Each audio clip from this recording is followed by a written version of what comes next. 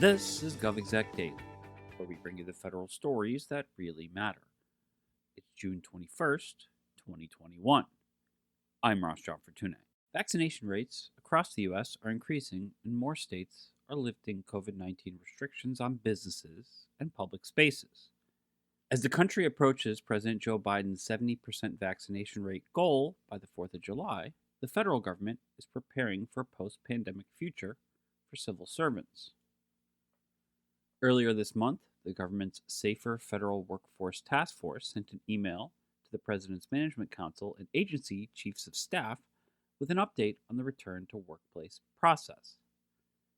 The email asked agencies to have plans for both re-entry and post-re-entry procedures and policies with a deadline of July 19th. In the same message, the administration said it would be maintaining maximum telework flexibilities to all current telework eligible employees pursuant to direction from agency heads. Maximum telework flexibilities were a major shift for agencies when the Trump administration enacted them in March of 2020. In the 15 months since, agencies have adjusted to telework and have, by most accounts, done an effective job at keeping government operations afloat. The next transition to hybrid will be another adjustment that will have operational and potentially legal ramifications for the 2 million members of the federal civilian workforce. Stephanie Rapp Tully is a partner and federal employment attorney with Tully Rinke PLLC's Washington, D.C. office. She'll join me after a short break to discuss hybrid work environments for the civil service and what the new normal will look like for feds.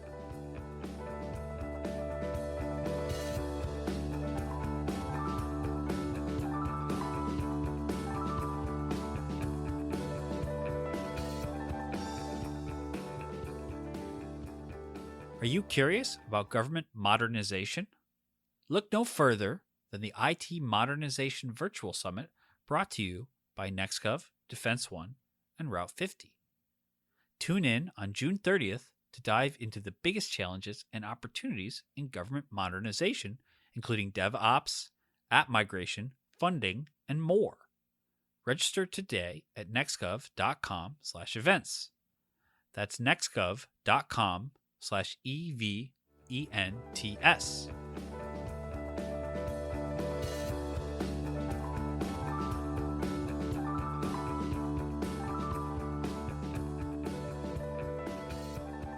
The COVID-19 crisis forced the federal government into maximum telework since March of last year. Now, as vaccination rates are on the rise and we approach President Joe Biden's July 4th deadline, the federal government is looking to move more to the new normal of a hybrid work environment. In fact, the White House has asked agencies to have plans for both re-entry and post-re-entry procedures and policies by next month. So what will these next few months look like for federal employees, agencies, and managers? Stephanie Rapp Tully is a partner and federal employment attorney with Tully Rinke PLLC's Washington, D.C. office. She joins the show now to discuss hybrid work for feds as the pandemic restrictions recede. Welcome to the program. Thank you so much for having me. So what do the telework options and hybrid work environment options mean for the 2 million feds that are working for the government? So I think that the process is going to start at the macro level. The administration has announced kind of the general guidelines of where it wants to see in following this hybrid model. It'll then come down to each agency to determine how they want to allow telework in their agency, because it's a permissive document, not necessarily a requirement. So each agency is going to have to ascertain what those hybrid model, the telework, the remote work could look like for their employees. And of course, it's going to vary depending on the needs and the mission of each individual agency. But I think there's going to be a lot of discussion among senior executives in each agency over the next month as to what they can do, what they've learned from the pandemic in terms of employee performance while teleworking, and how this hybrid model will actually, I think, make the government more efficient. Well, let's sort of expand on that. I realize this is not necessarily a legal question, but what do you think as far as that is concerned? How will the government be more efficient? What have you seen over the last 15 months as far as how the government has continued its operations? I think the move to becoming electronic, of course, there are limitations. There are certain government agencies that cannot do everything electronically and have to physically be in the office. But there are a number of agencies where that is not necessarily a requirement. And I think the move to having everything be electronic and not necessarily paper-based will make the government more efficient and will allow employees, all over the world, but all over the country, to be able to perform very important functions for the government in whatever location they are at any time, depending on time zones, or even extending into, well, I have all the information right here, I can do this right now. And it'll get us away, I think, from a traditional 9 to 5, 5-day a week, bottoms in the seats model, which I think will actually in the long run be a good thing. I think, yeah, that we've had a lot of people on the show to sort of talk about this, during the pandemic and how it has increased efficiency and things like that. And there's, as you note, all kinds of full 360 complement of pluses and minuses. But with the efficiency parts of things and the accommodation parts of things are a huge part of that. So to that point, what is going to be the impact of the hybrid model on the reasonable accommodation process? Yes, I think that is going to be one of the biggest changes, because an agency is going to have a very tough time establishing an undue burden of someone requesting telework as a reasonable accommodation. Before the pandemic, that was pretty common. The agency would say, no, we need to have somebody in their seat and ready for conversations and be a part of meetings. And now, because of the 15-month experiment, essentially, of having to do everything remotely, I think it's going to be a really tough thing for the agency to say that an employee teleworking is going to be an undue burden on the agency. I think that this is going to change how that analysis for a reasonable accommodation is conducted by agencies. Yeah, the in the private sector, that we've seen a lot of that with regards to the last 15 months, where people are able to it has brought a lot of people into the fold as far as the ability to, if you're caring for loved ones or children or whatever. No one likes the crystal ball. I say this on the show all the time, but do you think this is something that will stick? There are plenty of managers who have decried telework, and movement is difficult in the government. But the last 15 months maybe change that calculus? I think so. I think this is going to stick. As we move along, I think when employees can demonstrate that they are productive in either a hybrid fashion or even a full-time telework fashion, there's going to be a lack of argument as to why they shouldn't be. Where you're going to see problems is obviously the traditional performance problems. If an employee is not performing while teleworking, that's a whole other story. But for employees that are successful at it and have been successful for the past 15 months, what's the reason to stop it? And therefore, I think you're going to continue to see this for years and years, and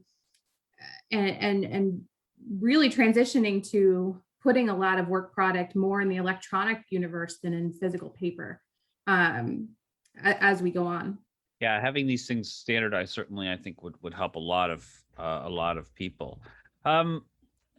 We've sort of touched on this a little bit. How do you think this has affected agencies and continuation of operations? Like, for the people that are people who are doing a lot of work over networks and things like that, will that be a benefit going forward? And is this something that sort of employee groups and management will have to negotiate?